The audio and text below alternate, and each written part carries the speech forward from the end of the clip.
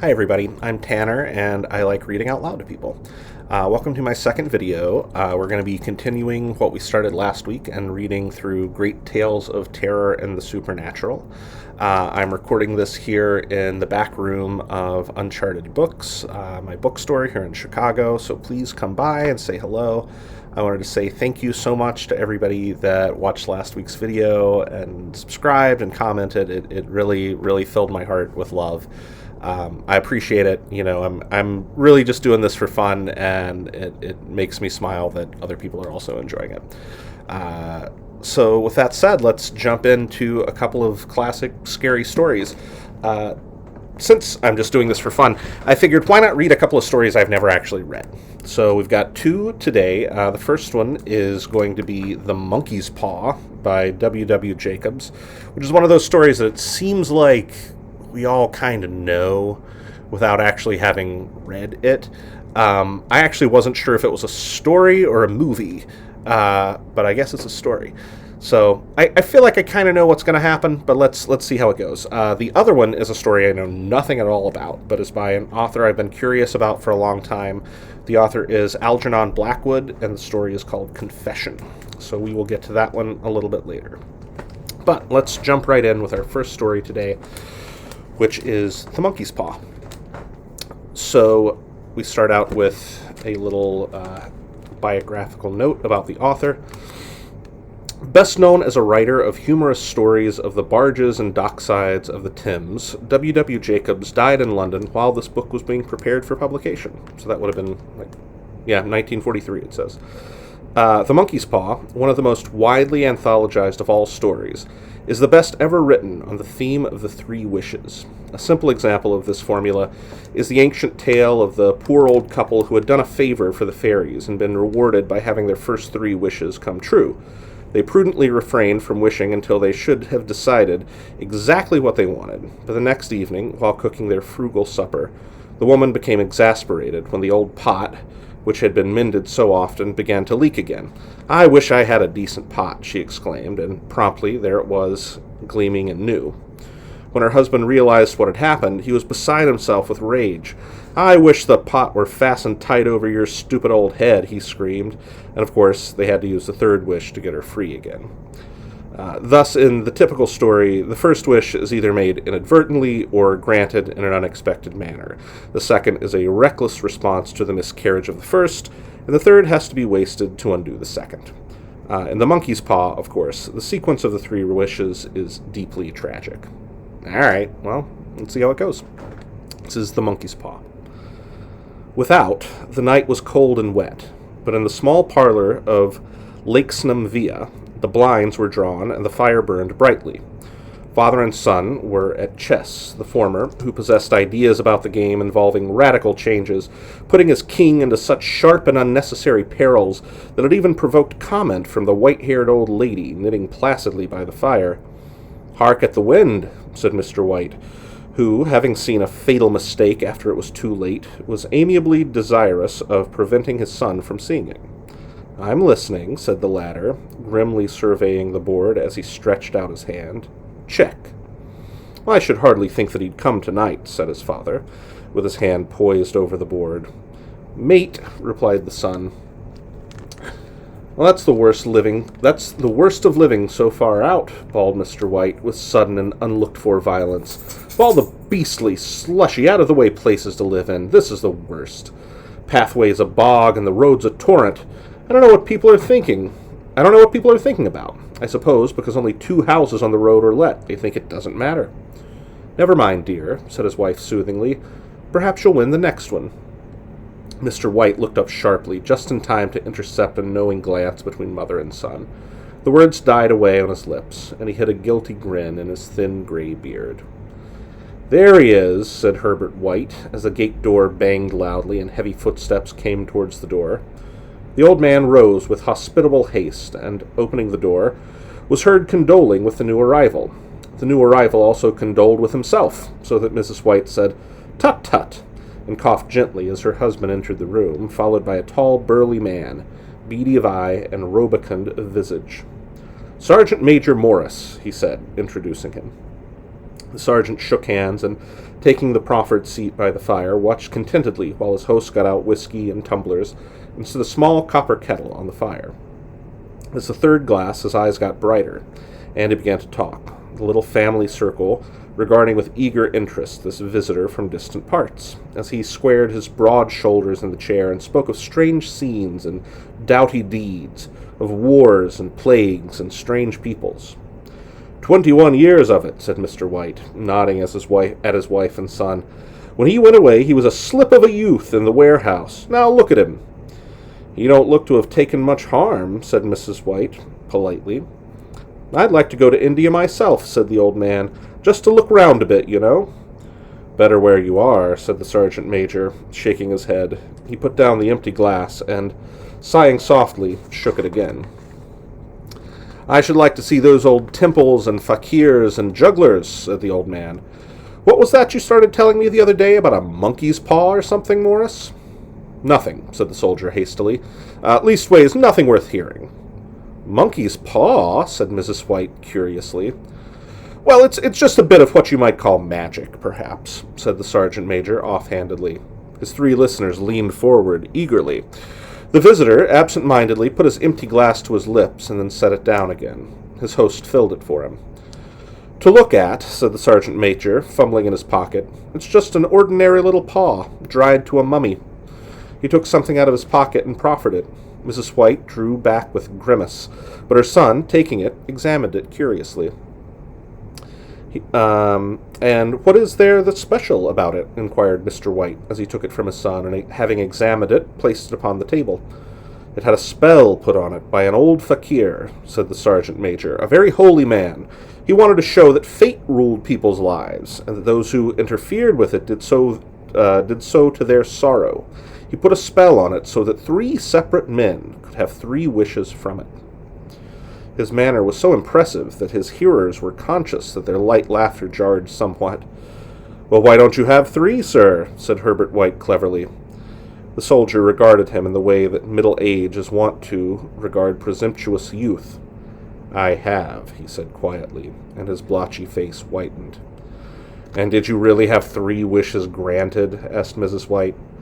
I did, said the sergeant major, and his glass tapped against his strong teeth. And has anybody else wished? Inquired the old lady. The first man had his 3 wishes, yes, was the reply. I don't know what the first 2 were, but the third was for death. That's how I got the paw. His tones were so grave that a hush fell upon the group. If you've had your 3 wishes, it's no good to you now, then, Morris, said the old man at last. What do you keep it for? The soldier shook his head. Fancy, I suppose, he said slowly. I did have some idea of selling it, but I don't think I will, and it's caused enough mischief already. Besides, people won't buy. They think it's a fairy tale, some of them, and those who do think anything of it want to try it first and pay me afterward. Well, if you could have another 3 wishes, said the old man, eyeing him keenly, would you have them? I don't know, said the other. I don't know. He took the paw, dangling it between his front finger and thumb, suddenly threw it upon the fire. White, with a slight cry, stooped down and snatched it off. Better let it burn, said the soldier solemnly. Well, if you don't want it, Morris, said the old man, give it to me. I won't, said his friend doggedly. I threw it on the fire. If you keep it, don't blame me for what happens. Pitch it on the fire again, like a sensible man. The other shook his head and examined his new possession closely. How do you do it? He inquired. Hold it up in your right hand and wish aloud, said the sergeant major, but I warn you of the consequences. Sounds like the Arabian Nights, said Mrs. White. She rose again and began to set the supper. Don't you think you might wish for 4 pairs of hands for me? The husband drew the talisman from his pocket, and then all 3 burst into laughter as the sergeant major, with a look of alarm on his face, caught him by the arm.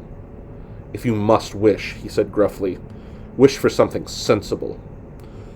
Mr. White dropped it back into his pocket, and, placing chairs, motioned his friend to the table. In the business of supper, the talisman was partly forgotten, and afterward the 3 sat listening in an enthralled fashion to a second installment of the soldier's adventures in India. "If the tale about the monkey's paw is not more truthful than those he has been telling us," said Herbert, as the door closed behind their guest, just in time for him to catch the last train, "we shan't make much out of it." "Did you give him anything for it, father?" inquired Mrs. White, regarding her husband closely. "A trifle," he said, coloring slightly. "He didn't want it, but I made him take it, and he pressed me again to throw it away." "Likely," said Herbert, with pretended horror. "Why, we're going to be rich and famous and happy. Wish to be an emperor, father, to begin with, and then you can't be henpecked." He darted round the table, pursued by the maligned Mrs. White, armed with an antimacassar. I have no idea what that is. Antimacassar. Yeah. Mr. White took the paw from his pocket and eyed it dubiously.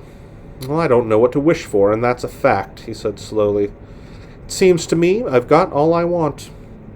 "If you only cleared the house, you'd be quite happy, wouldn't you?" said Herbert, with his hand on his shoulder. "Well, wish for £200, then. That'll just do it." His father, smiling shamefacedly at his own credulity, held up the talisman, as his son, with a solemn face somewhat marred by a wink at his mother, sat down at the piano and struck a few impressive chords. "I wish for £200, said the old man distinctly. A fine crash from the piano greeted the words, interrupted by a shuddering cry from the old man. His wife and son ran toward them. "It moved!" he cried, with a glance of disgust at the object as it lay on the floor. "As I wished, it twisted in my hands like a snake." "Well, I don't see any money," said his son, as he picked it up and placed it on the table, "and I bet I never shall." "It must have been your fancy, father," said his wife, regarding him anxiously. That wife sure regards her husband a lot, huh? He shook his head. "Never mind, though. There's no harm done, but it gave me a shock all the same." They sat down by the fire again, and the two men finished their pipes. Outside, the wind was higher than ever, and the old man started nervously at the sound of a door banging upstairs. A silence, unusual and depressing, settled upon all three, which lasted until the odd couple rose to retire for the night. "I expect you'll find the cash tied up in a big bag in the middle of your bed," said Herbert, as he bade them good night, "and something horrible squatting up on top of the wardrobe, watching you as you pocket your ill-gotten gains." Part 2. In the brightness of the wintry sun next morning, as it streamed over the breakfast table, Herbert laughed at his fears. There was an air of prosaic wholesomeness about the room which it had lacked on the previous night, and the dirty, shriveled little paw was pitched on the sideboard with a carelessness which betokened no great value of its virtues. "I suppose all old soldiers are the same," said Mrs. White. "The idea of our listening to such nonsense! How could wishes be granted in these days? And if they could, how could £200 hurt you, father?" "I suppose all nope, that's what I just read. Might drop on the head from the sky," said the frivolous Herbert. "Morris said the things happened so naturally," said father, that you might, if you so wished, attribute it to coincidence." "Well, don't break into the money before I come back," said Herbert, as he rose from the table. "I'm afraid it'll turn you into a mean, avaricious man, and we shall have to disown you." His mother laughed, and following him to the door, watched him down the road, and returning to the breakfast table, was very happy at the expense of her husband's credulity, all of which did not prevent her from scurrying to the door at the postman's knock, nor prevent her from referring somewhat shortly to the retired sergeant major's of bibulous habits, when she found that the post brought a tailor's bill. "Herbert will have some more of his funny remarks, I expect, when he comes home," she said, as they sat at dinner. "I dare say," said Mr. White, pouring himself out some beer. "But for all that, the thing moved in my hand. I'll swear to it." "You thought it did," said the old lady soothingly. "I say it did," replied the other. "There was no thought about it. I had just— What's the matter?" His wife made no reply. She was watching the mysterious movements of a man outside, who, peering in an undecided fashion at the house, appeared to be trying to make up his mind to enter. In mental connection with the £200, she noticed that the stranger was well dressed and wore a silk hat of glossy newness. 3 times he paused at the gate and then walked on again. The 4th time he stood with his hands upon it and then, with sudden resolution, flung it open and walked up the path. Mrs. White, at the same moment, placed her hands behind her and, hurriedly unfastening the strings of her apron, put that useful article of apparel beneath the cushion of her chair. She brought the stranger, who seemed ill at ease, into the room. He gazed furtively at Mrs. White and listened in a preoccupied fashion as the old lady apologized for the appearance of the room and her husband's coat, a garment which he usually reserved for the garden. She then waited as patiently as her sex would permit for him to broach his business, but he was at first strangely silent. "I was asked to call," he said at last, and stooped and picked up a piece of cotton from his trousers. "I come from Ma and Megan's." The old lady started.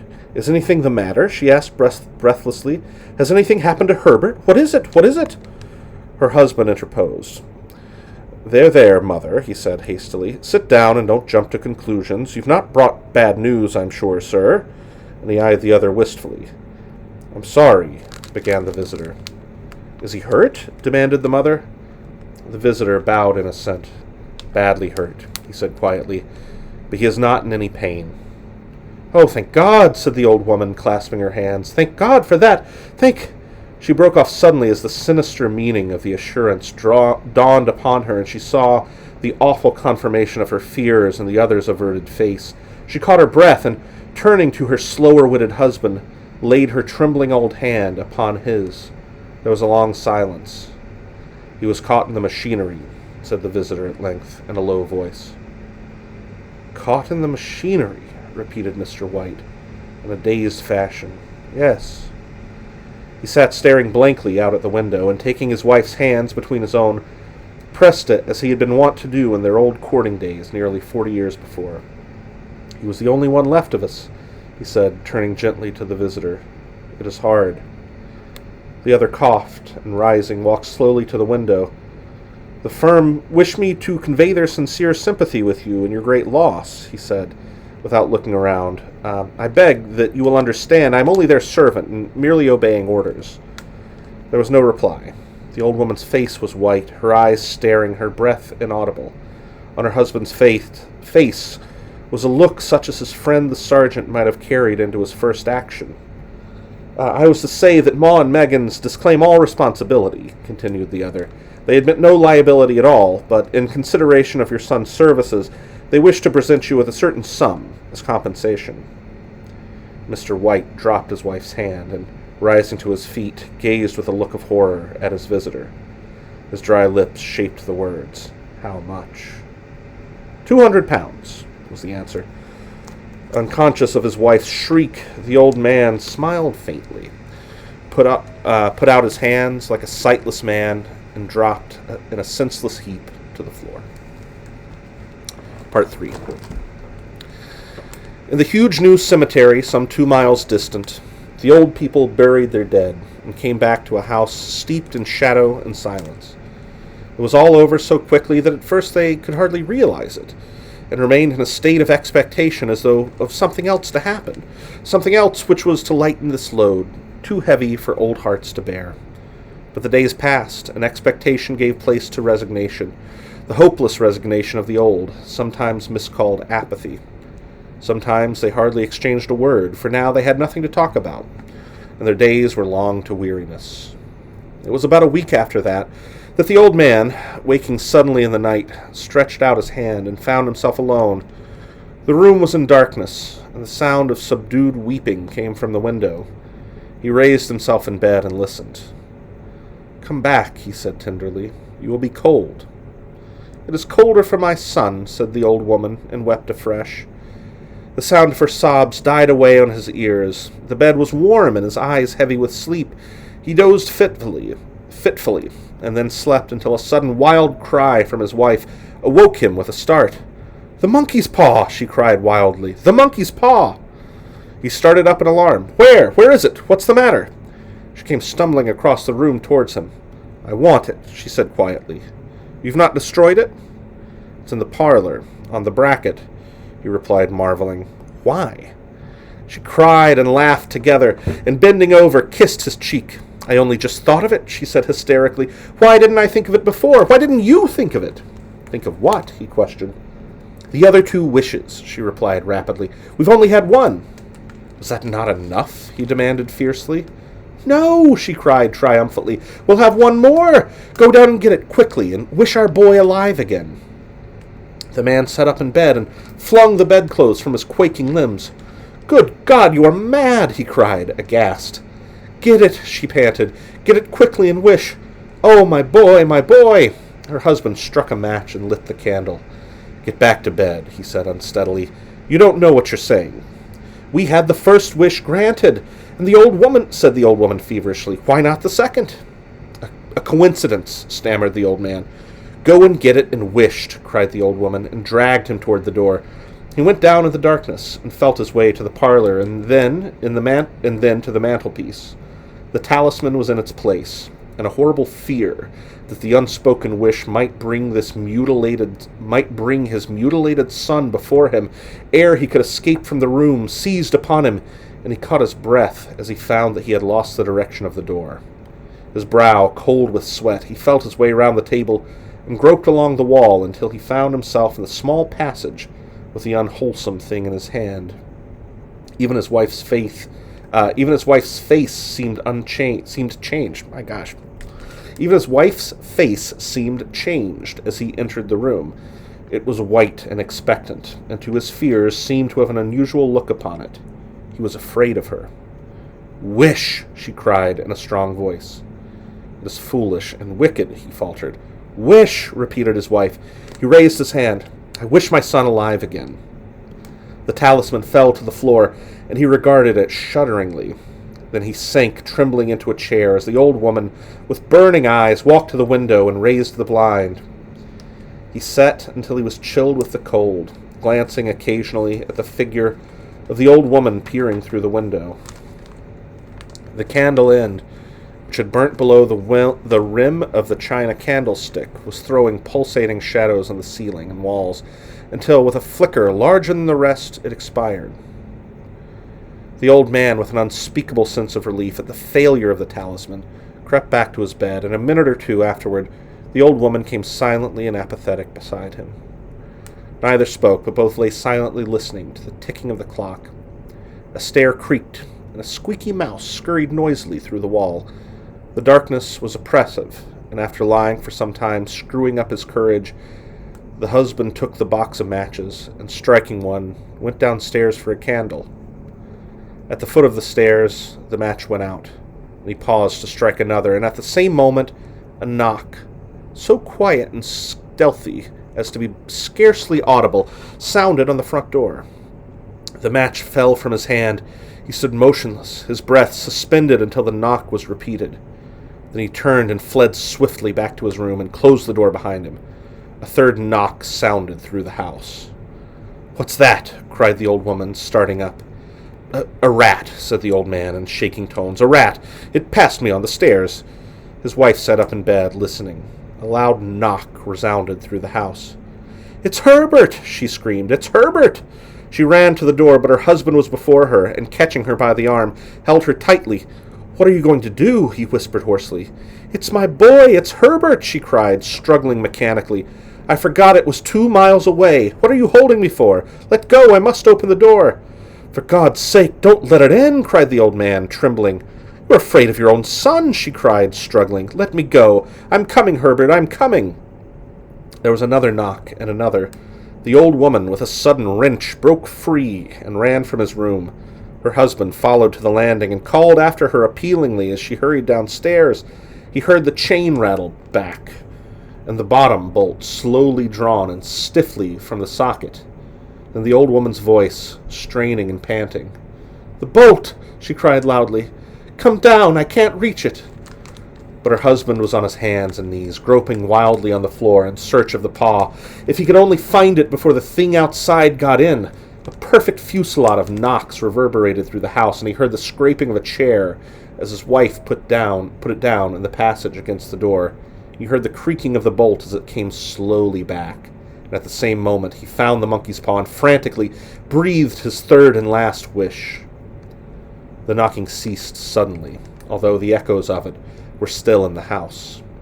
He heard the chair drawn back and the door opened. A cold wind rushed up the staircase, and a long, loud wail of disappointment and misery from his wife gave him courage to run down to her side, and then to the gate beyond.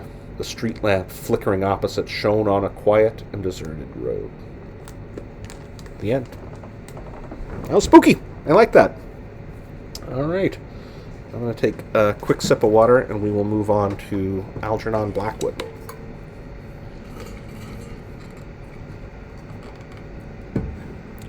So I'm going to read the author's note that goes along with the other Blackwood story in here. So we're going to read this note. There might be parts of it that are not relevant here. So Algernon Blackwood. After completing his formal education at Wellington College, Cambridge, Algernon Blackwood immigrated to Canada, where he worked first as a dairy farmer and then as a prospector for gold. Later, in New York City, he tried newspaper reporting on the Sun and the Times before settling down to a literary career with the publication in 1906 of his first book, The Empty House.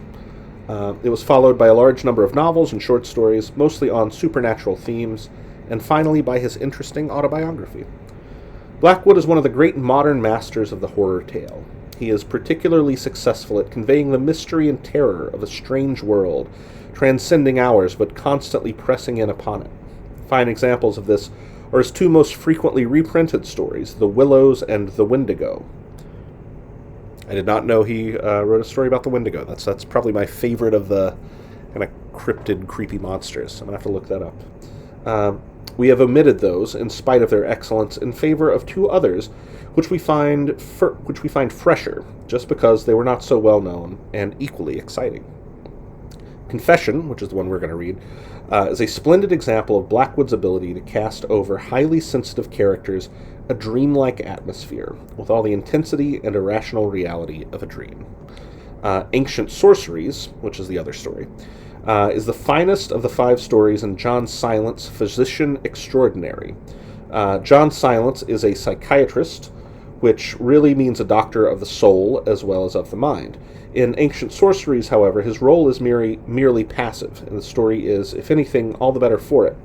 It is a masterly evocation of an uncanny atmosphere, developed with such a subtle choice of detail and in a purring prose so perfectly adapted to its task that it carries the most complete conviction. So we're going to read Confession today. We might come back to John Silence at some point if we really like this one. So yeah, another story that I have never read. This is Confession by Algernon Blackwood. The fog swirled slowly round him, driven by a heavy movement of its own, and, of course, there was no wind. It hung in poisonous thick coils and hoops. It rose and sank. No light penetrated it directly from street lamp to motor car, though here and there some big shop window shed a glimmering patch upon its ever-shifting curtain. O'Reilly's eyes ached and smarted with the incessant effort to see a foot beyond his face. The optic nerve grew tired, and sight accordingly less accurate. He coughed as he shuffled forward cautiously through the choking gloom. Only the stifled rumble of crawling traffic persuaded him he was in a crowded city at all. This and the vague outlines of groping figures, hugely magnified, emerging suddenly and disappearing again as they fumbled along inch by inch towards uncertain destinations. The figures, however, were human beings. They were real. That much he knew. He heard their muffled voices, now close, now distant, strangely smothered always. He also heard the tapping of innumerable sticks, feeling for iron railings or the curb. These phantom outlines represented living people. He was not alone. It was the dread of finding himself quite alone that had haunted him, for he was still unable to cross an open space without assistance. He had the physical strength. It was the mind that failed him. Midway, the panic terror might descend upon him. He would shake all over, his will dissolve. He would shriek for help, run wildly, into the traffic probably, or, as they called it in his North Ontario home, throw a fit in the street before advancing wheels. He was not yet entirely cured, although under ordinary conditions he was safe enough, as Dr. Henry had assured him. When he left Regent's Park by tube an hour ago, the air was clear. The November sun shone brightly, the pale blue sky was cloudless, and the assumption that he could manage the journey across London town alone was justified. The following day, he was to leave for Brighton for the week of final convalescence. This little preliminary test of his powers on a bright November afternoon was all to the good. Dr. Henry furnished minute instructions. You change at Piccadilly Circus without leaving the underground station, mind, and get out at South Kensington. You know the address of your VAD friend. Have your cup of tea with her, and then come back the same way to Regent's Park. Come back before dark, say 6 o'clock at latest. It's better. He described exactly what turns to take after leaving the station, so many to the right, so many to the left. It was a little confusing, but the distance was short. You can always ask. You can't possibly go wrong. The unexpected fog, however, now blurred these instructions in a confused jumble in his mind. The failure of outer sight reacted upon memory. The VAD, besides, had warned him that her address was not easy to find the first time. The house lies in a backwater, but with your backwoods instincts, you'll probably manage it better than any Londoner. She, too, had not calculated upon the fog. When O'Reilly came up the stairs at South Kensington Station, he emerged into such murky darkness that he thought he was still underground. An impenetrable world lay round him. Only a raw bite in the damp atmosphere told him he stood beneath an open sky. For some little time, he stood and stared, a Canadian soldier, his home among clear, brilliant spaces, now face to face for the first time in his life with that thing he had so often read about, a bad London fog. With keenest interest and surprise, he enjoyed the novel spectacle for perhaps 10 minutes, watching the people arrive and vanish, and wondering why the station lights stopped dead the instant they touched the street. Then, with a sense of adventure, it cost an effort, he left the covered building and plunged into the opaque sea beyond. Repeating to himself the directions he had received, first to the right, second to the left, once more to the left, and so forth. He checked each turn, assuring himself it was impossible to go wrong. He made correct, if slow, progress, until someone blundered into him with an abrupt and startling question. "Is this right, do you know, for South Kensington Station?" There was a suddenness that startled him. One moment there was no one, the next they were face to face. Another, and the stranger had vanished into the gloom with a courteous word of grateful thanks. But the little shock of interruption had put memory out of gear. He had already turned twice to the right, or had he not? O'Reilly realized sharply he had forgotten his memorized instructions. He stood still, making strenuous effort of recovery, but each effort left him more uncertain than before. 5 minutes later, he was lost as hopelessly as any townsman who leaves his tent in the backwoods without blazing the trees to ensure finding his way back again. Even the sense of direction, so strong in him among his native forests, was completely gone. There were no stars, there was no wind, no smell, no sound of running water. There was nothing anywhere to guide him, nothing but occasional dim outlines, groping, shuffling, emerging, and disappearing into the eddying fog, but rarely coming within actual speaking, much less touching, distance. He was lost utterly. More, he was alone. Yet not quite alone. The thing he dreaded most. There were still figures in his immediate neighborhood. They emerged, vanished, reappeared, dissolved. No, he was not quite alone. He saw these thickenings in the fog. He heard their voices, the tapping of their cautious sticks, their shuffling feet as well. They were real. They moved, it seemed, about him in a circle, never coming very close. But they're real, he said to himself aloud, betraying the weak point in his armor. They're human beings, right enough. I'm positive of that. He had never argued with Dr. Henry. He wanted to get well. He had obeyed, implicitly believing everything the doctor told him, up to a point. But he had always had his own idea about these figures, because among them were often enough his own pals from the Somme, Gallipoli, the Mespot horror too, and he ought to know his own pals when he saw them.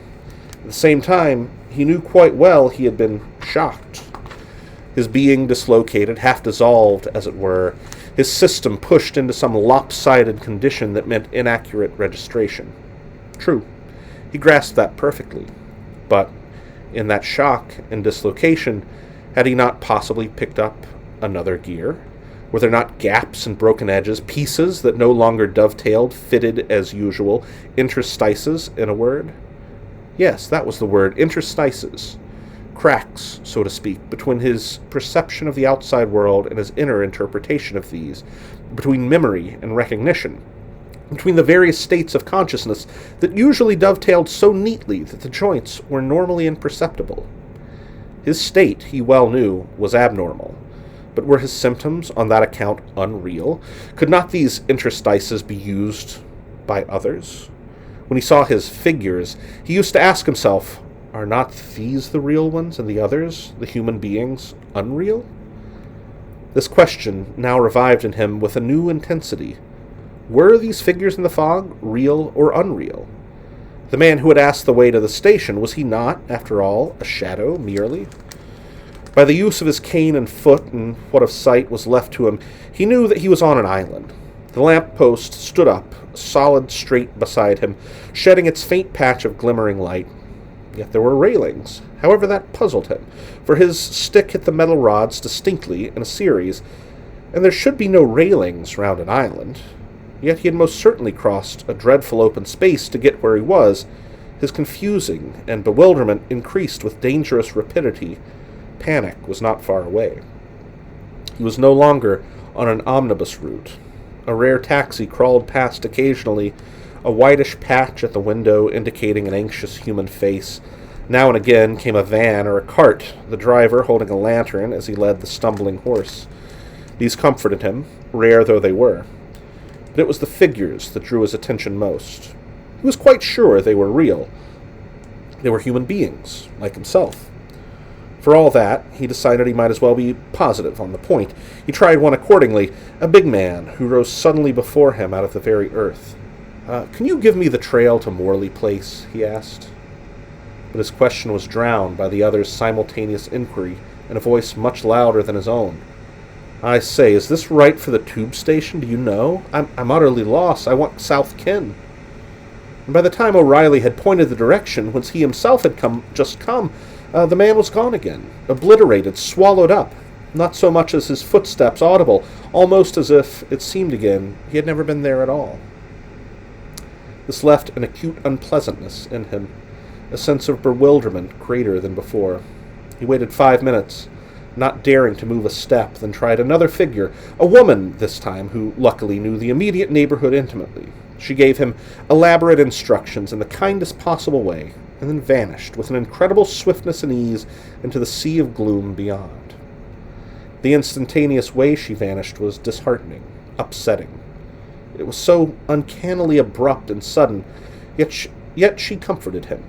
Morley Place, according to her version, was not 200 yards from where he stood. He felt his way forward, step by step, using his cane, crossing a giddy open space, kicking the curb with each boot alternately, coughing and choking all the time as he did so. They were real, I guess, anyway, he said aloud. They were both real enough, all right, and it may lift a bit soon. He was making a great effort to hold himself in hand. He was already fighting, that is. He realized this perfectly. The only point was the reality of the figures. It may lift now, any minute, he repeated louder. In spite of the cold, his skin was sweating profusely. But of course, it did not lift. The figures, too, became fewer. No carts were audible. He had followed the woman's directions carefully, but now found himself in some byway, evidently where pedestrians at the best of times were rare. There was dull silence all about him.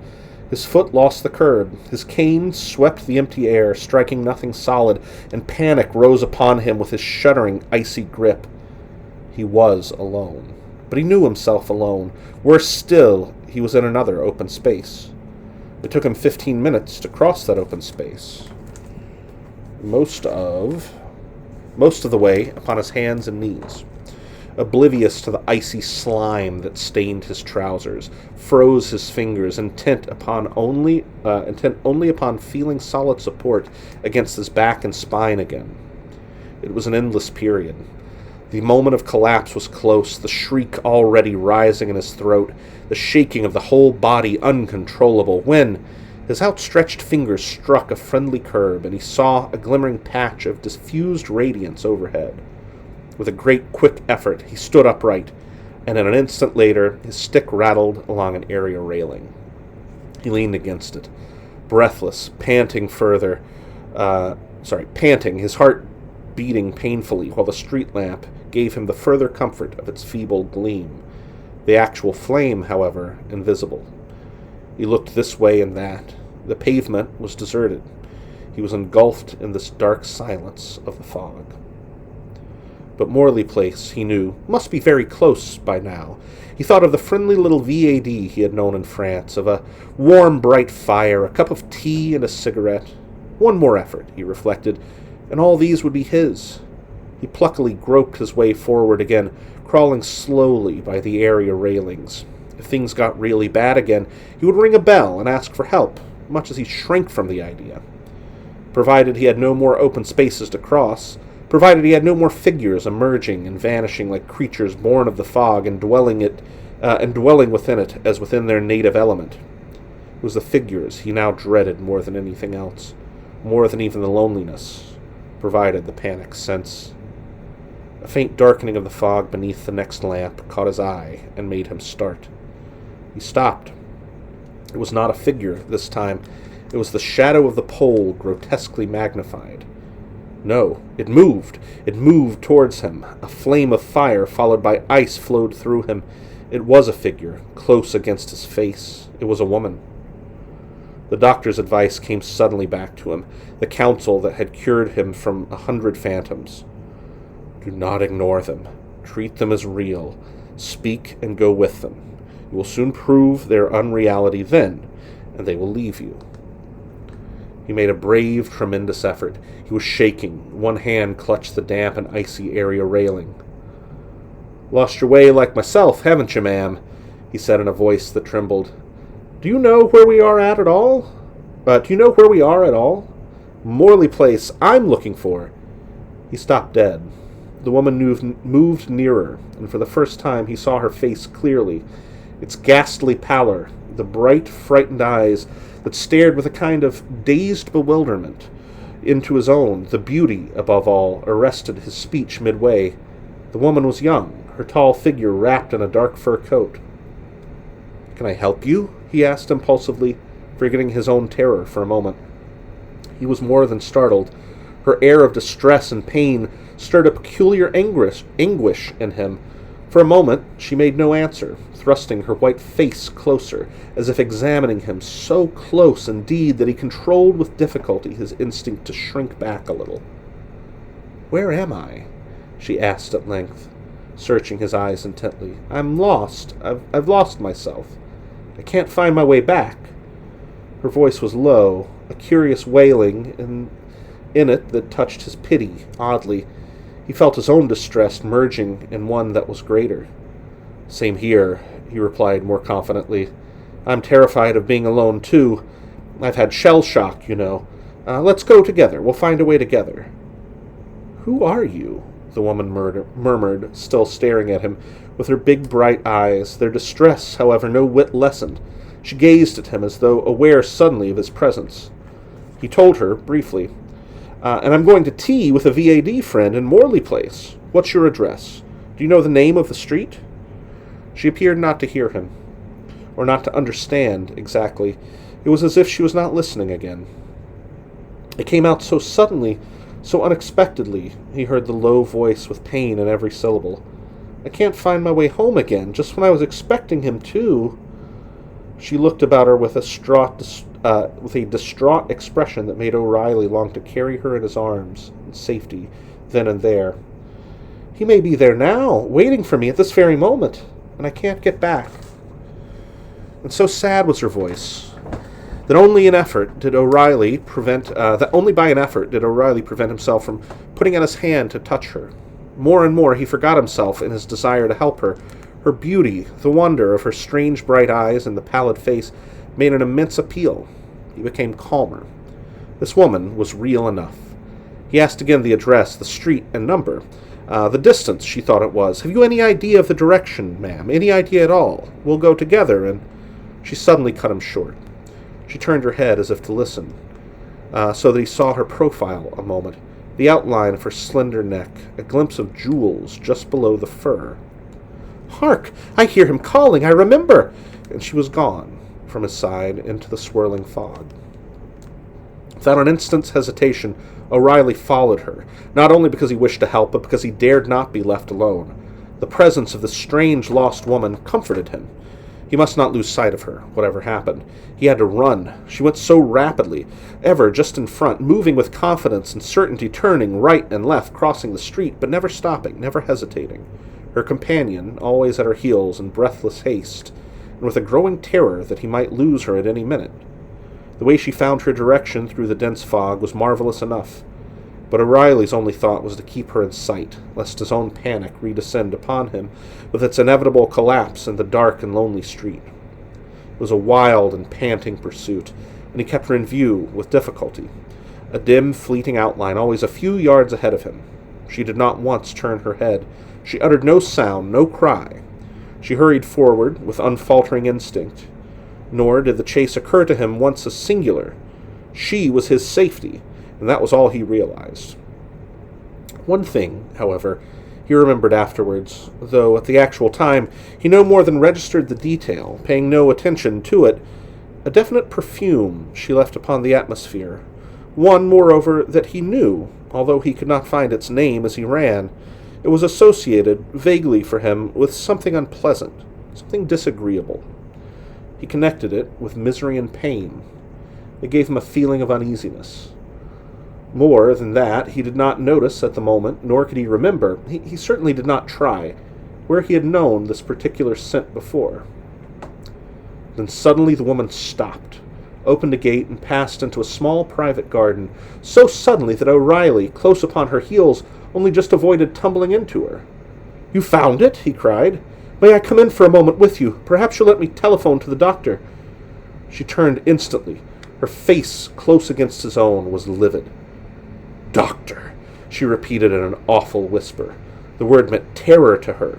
O'Reilly stood amazed. For a second or two, neither of them moved. The woman seemed petrified.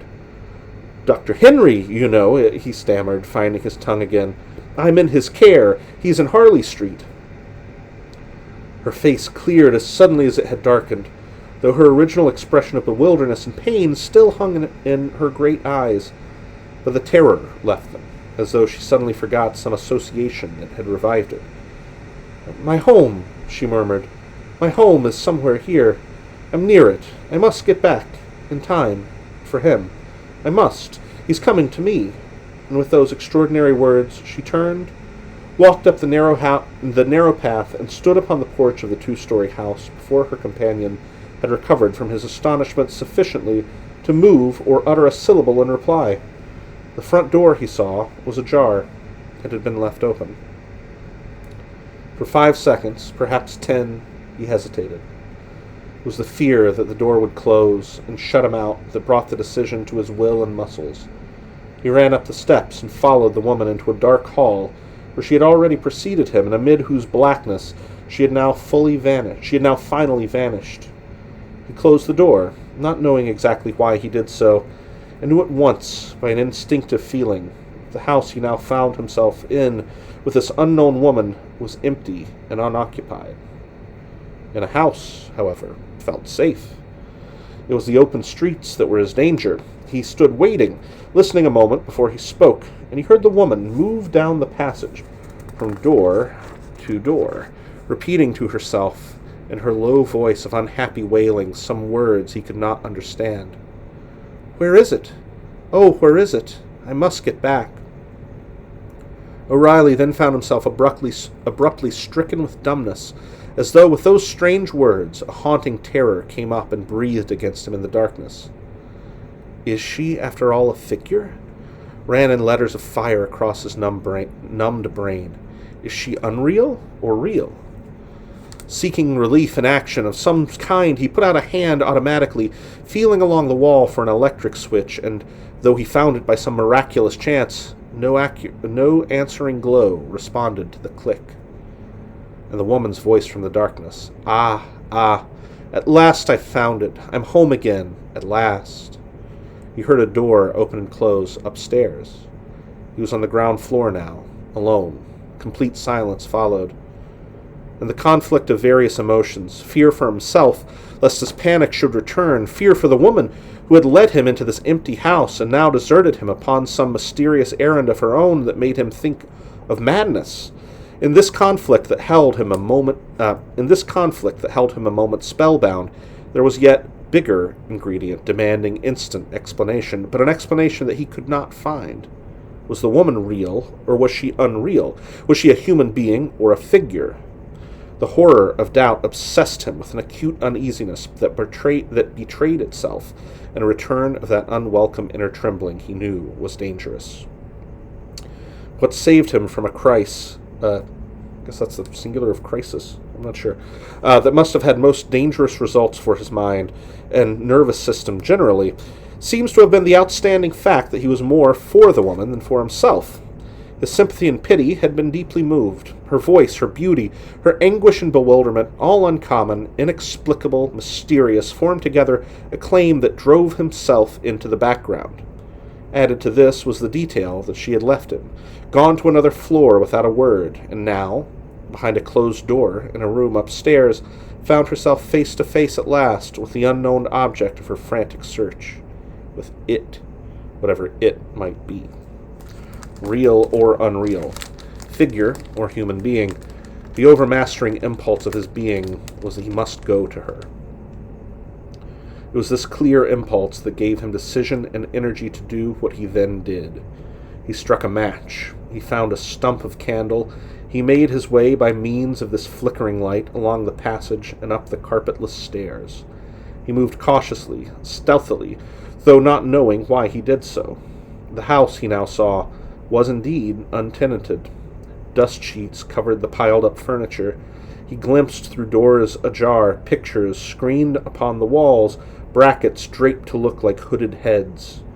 He went on slowly, steadily, moving on tiptoe as though conscious of being watched, noting the well of darkness in the hall below, the grotesque shadows that his movements cast on walls and ceiling.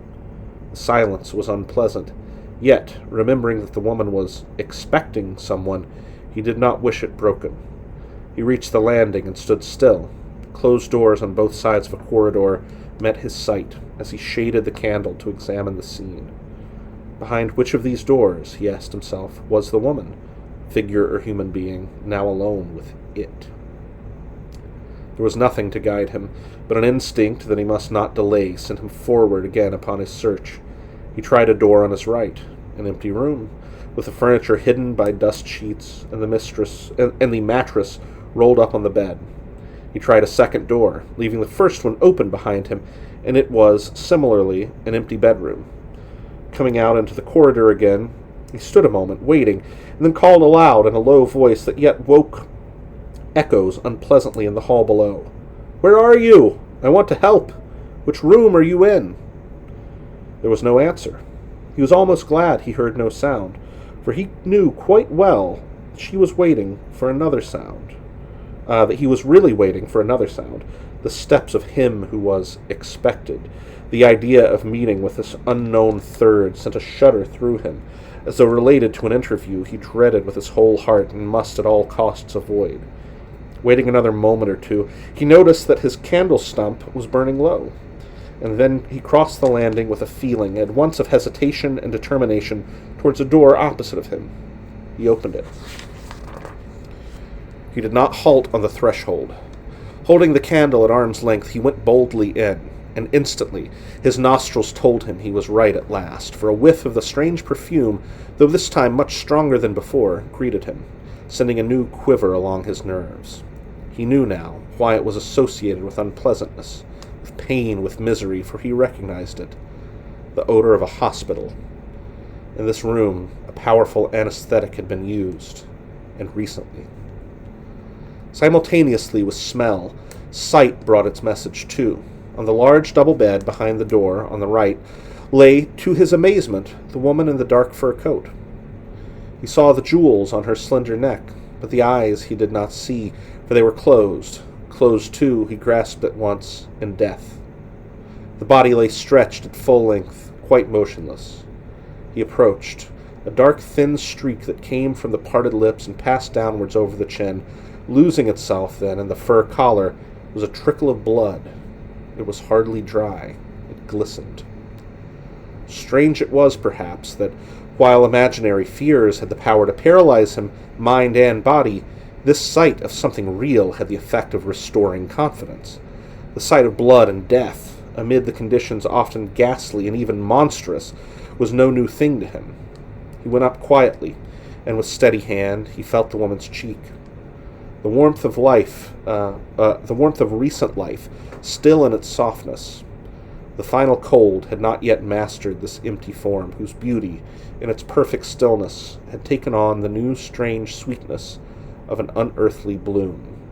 Pallid, silent, untinted, it lay before him, lit by the flicker of his guttering candle. He lifted the fur coat to feel for a beating heart. A couple of hours ago, at most, he judged, this heart was working busily. The breath came through those parted lips, the eyes were shining in full beauty. His hand encountered a hard knob, the head of a long steel hat-pin, driven through the heart up to its hilt. He knew then which was the figure, which was the real and which the unreal. He also knew what had been meant by it. But before he could think or reflect what action he must take, before he could straighten himself even from his bent position, over the body on the bed, there sounded through the empty house below the long clang of the front door being closed, and instantly rushed over him the other fear that he had so long forgotten, fear for himself. The panic of his own shaken nerves descended with irresistible onslaught. He turned, extinguishing the candle in the violent trembling of his hand, and tore headlong from the room. The following 10 minutes seemed a nightmare in which he was not master of himself, and knew not exactly what he did. All he realized was that steps already sounded on the stairs, coming quickly nearer. The flicker of an electric torch played on the banisters, whose shadows ran swiftly sideways along the walls as the hand that held the light ascended. He thought in a frenzied second of police, of his presence in the house of the murdered woman. It was a sinister combination. Whatever happened, he must escape without being so much as even seen. His heart raced madly. He darted across the landing into the room opposite whose door he had luckily left open, and by some incredible chance, apparently, he was neither seen nor heard by the man who, a moment later, reaching the landing, entered the room where the body of the woman lay, and closed the door carefully behind him. Shaking, scarcely daring to breathe lest his breath be audible, O'Reilly, in the grip of his own personal terror, remnant of his own uncured shock of war, had no thought of what duty might demand of him or not demand of him. He thought only of himself. He realized one clear issue, that he must get out of the house without being heard or seen. Who the newcomer was, he did not know, beyond an uncanny assurance that it was not he whom the woman had expected, but the murderer himself, and that it was the murderer in his turn who was expecting this third person. In that room, with death at his elbow, a death he had himself brought about but an hour or two ago, the murderer now hid in the waiting for his second victim, and the door was closed. Yet any minute it might open again, cutting off retreat. O'Reilly crept out, stole across the landing, reached the head of the stairs, and began with the utmost caution the perilous descent. Each time the bare boards creaked beneath his weight. No matter how stealthily his weight was adjusted, his heart missed a beat. He tested each step before he pressed upon it, distributing as much of his weight. I need another cup of coffee. Let's see. He tested each step as he pressed upon it, distributing as much of his weight as he dared upon the banisters. It was a little more than halfway down that, to his horror, his foot caught in a projecting carpet tack. He slipped on the polished wood and only saved himself from falling headlong by a wild clutch at the railing, making an uproar that seemed to him like the explosion of a hand grenade in the forgotten trenches. His nerves gave way then, and panic seized him. In the silence that followed, the resounding echoes he heard the bedroom door opening on the floor above. Concealment was now useless. It was impossible, too. He took the last flight of stairs in a series of leaps, 4 steps at a time, reached the hall, flew across it, and opened the front door, just as his pursuer, electric torch in hand, covered half the stairs behind him. Slamming the door, he plunged headlong into the welcome, all-obscuring fog outside. The fog had now no terrors for him. He welcomed its concealing mantle, nor did it matter in which direction he ran, so long as he put distance between himself and the house of death. The pursuer had, of course, not followed him into the street. He crossed open spaces without a tremor. He ran in a circle, nevertheless, though without being aware he did so. No people were about. No single groping shadow passed him. No boom of traffic reaching his ears, when he paused for breath at length against an area railing.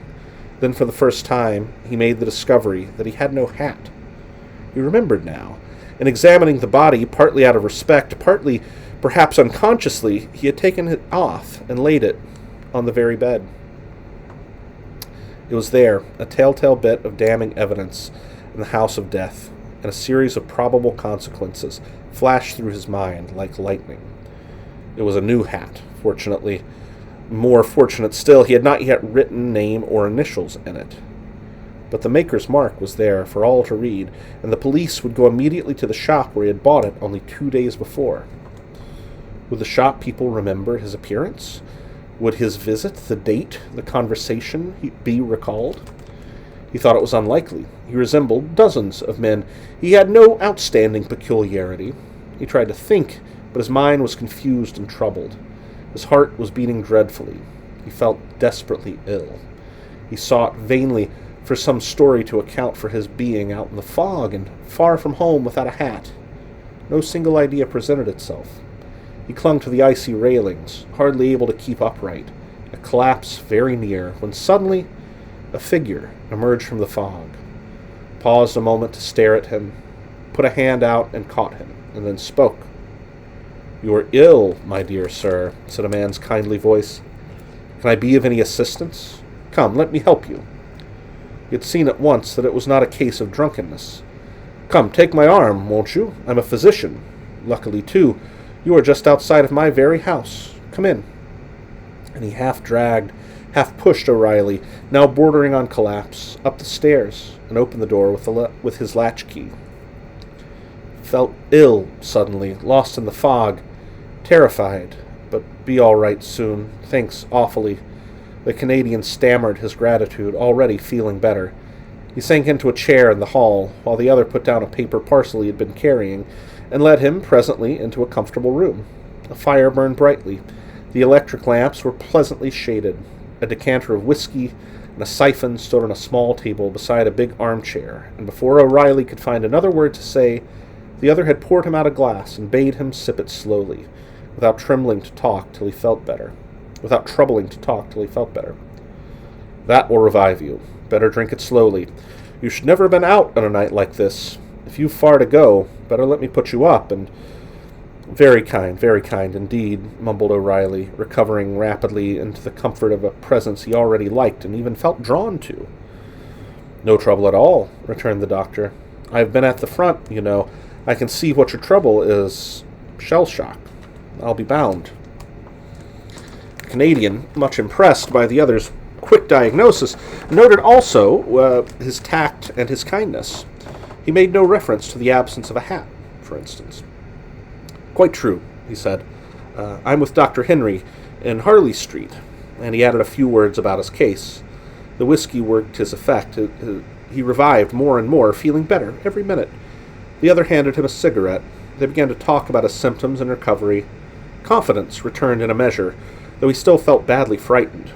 The doctor's manner and personality did much to help, for there was strength and gentleness in the face, though the features showed unusual determination, softened occasionally by a sudden hint as of suffering in the bright, compelling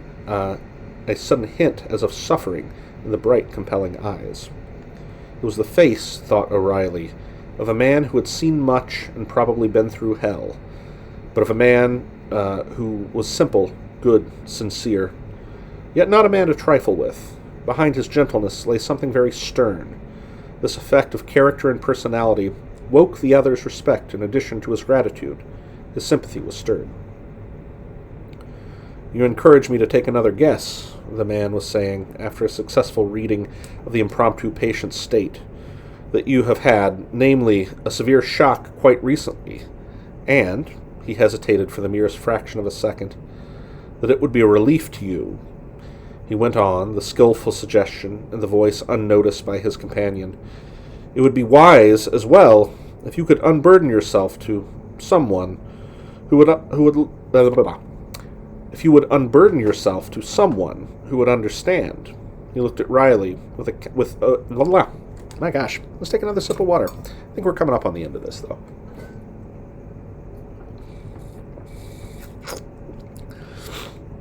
Okay, the doctor says, it would be a relief to you, he went on, the skillful suggestion in his voice unnoticed by his companion. It would be wise as well if you could unburden yourself to someone who would understand. He looked at O'Reilly with a kindly and very pleasant smile. Am I not right, perhaps? He asked in his gentle tone. Someone who would understand, repeated the Canadian. That's my trouble exactly. You've hit it. It's all so incredible. The other smiled. The more incredible, he suggested, the greater your need for expression. Suppression, as you may know, is dangerous in cases like this. You think you have hidden it, but it bides its time and comes up later, causing a lot of trouble. Confession, you know. He emphasized the word. Confession is good for the soul. You're dead right, agreed the other. Now, if you can, bring yourself to tell it to someone who will listen and believe. To myself, for instance. I am a doctor, familiar with such things. I shall regard all you say as a professional confidence, of course, and as we are strangers, my belief or disbelief is of no particular consequence. I may tell you, in advance of your story, however, I think I can promise it, that I shall believe all you have to say. O'Reilly told his story without more ado. For the suggestion of the skilled physician, he had found easy soil to work in. During the recital, his host's eyes never once left his own. He moved no single muscle of his body. His interest seemed intense. A bit tall, isn't it? Said the Canadian, when his tale was finished. And the question is, he continued, with a threat of volubility, which the other checked instantly. Strange, yes, but incredible, no. The doctor interrupted. I see no reason to disbelieve a single detail of what you have just told me. Things equally remarkable, equally incredible, happen in all large towns, as I know from personal experience. I could give you instances. He paused a moment, but his companion, staring into his eyes with interest and curiosity, made no comment. Some years ago, in fact, continued the other, I knew of a very similar case, strangely similar. Really? I should be immensely interested. So similar that it seems almost a coincidence. You may find it hard, in your turn, to credit it. He paused again, while O'Reilly sat forward in his chair to listen. Yes, pursued the doctor slowly, I think everyone connected with it is dead now. There's no reason why I should not tell it, for one confidence deserves another, you know. It happened during the Boer War, as long ago as that, he added with emphasis. It is really a very commonplace story in one way, though very dreadful in another. But a man who has served at the front will understand, and I'm sure will sympathize. I'm sure of that, offered the other readily. A colleague of mine, now dead, as I mentioned, a surgeon with a big practice, married a young and charming girl. They lived happily together for several years. His wealth made her very comfortable. His consulting room, I must tell you, was some distance from this house, just as this might be, so that she was never bothered with any of his cases. Then came the war. Like many others, though much over age, he volunteered. He gave up his lucrative practice and went to South Africa. His income, of course, stopped. The big house was closed. His wife found her life of enjoyment considerably curtailed. This she considered a great hardship, it seems. She felt a bitter grievance against him. Devoid of imagination, without any power of sacrifice, a selfish type, she was yet a beautiful and attractive woman, and young. The inevitable lover came upon the scene to console her. They planned to run away together. He was rich. Japan, they thought, would suit them. Only, by some ill luck, the husband got wind of it and arrived in London just in the nick of time. Well rid of her, put in O'Reilly, I think. The doctor waited a moment. He sipped his glass, then his eyes fixed upon his companion's face somewhat sternly. Well rid of her, yes, he continued, only he determined to make that riddance final. He decided to kill her, and her lover. You see, he loved her. O'Reilly made no comment. In his own country, this method, with a faithless woman, was not unknown. His interest was very concentrated, but he was thinking, too, as he listened, thinking hard. He planned the time and place with care, resumed the other, in a lower voice, as though he might possibly be overheard. They met. He knew in the big house, now closed, the house where he and his young wife had passed such happy years during their prosperity. The plan failed, however, in one important detail. The woman came at the appointed hour, but without her lover. She found death waiting for her. It was a painless death. Then her lover, who was to arrive half an hour later, did not come at all. The door had been left open for him purposely. The house was dark, its rooms shut up, deserted. There was no caretaker, even. It was a foggy night, just like this. And the other? Asked O'Reilly in a failing voice. The lover? A man did come in, the doctor went on calmly. But it was not the lover. It was a stranger. A stranger? The other whispered. And the surgeon, where was he all this time? Waiting outside to see him enter, concealed in the fog. He saw the man go in. 5 minutes later he followed, meaning to complete his vengeance, his act of justice, whatever you like to call it. But the man who had come in was a stranger. He came in by chance, just as you might have done, to shelter from the fog, or... O'Reilly thought with a great effort. O'Reilly, though with a great effort, rose abruptly to his feet. He had an appalling feeling that the man facing him was mad. He had a keen desire to get outside, fog or no fog, to leave this room, to escape from the calm accents of this insistent voice. The effect of the whiskey was still in his blood. He felt no lack of confidence, but words came to him with difficulty. I think I'd better be pushing off now, Doctor, he said clumsily. But I feel I must thank you very much for it, your kindness and help. He turned and looked hard into the keen eyes facing him. Your friend, he asked in a whisper, the surgeon, was he ever caught? No, was the grave reply, the doctor standing up in front of him. He was never caught. O'Reilly waited a moment before he made another remark. Well, he said at length, in a louder tone than before, I think I'm glad. He went to the door without shaking hands. You have no hat, mentioned the voice behind him. If you'll wait a moment, I'll get you one of mine. You need not trouble to return it. And the doctor passed him, going into the hall. There was a sound of tearing paper. O'Reilly left the house a moment later with a hat upon his head, but it was not till he reached the tube station half an hour afterwards that he realized it was his own. The end. Oh, that's spooky. Yeah, that takes a minute. Okay. Yeah, I like that. So was there anything supernatural in that story? I don't know. That reminds me a lot of the Magnus Archives podcasts. There's a theme of loneliness and being lost in fog in those that I think is really evocative of. That was great. I think I might want to read more Algernon Blackwood in the future. So we've got another of his stories in there, and I'm sure I could get a hold of another book. But anyway, it's been a nice afternoon, an hour and 13 minutes hanging out together reading. Thank you for joining me, and I'll see you next time. Thanks.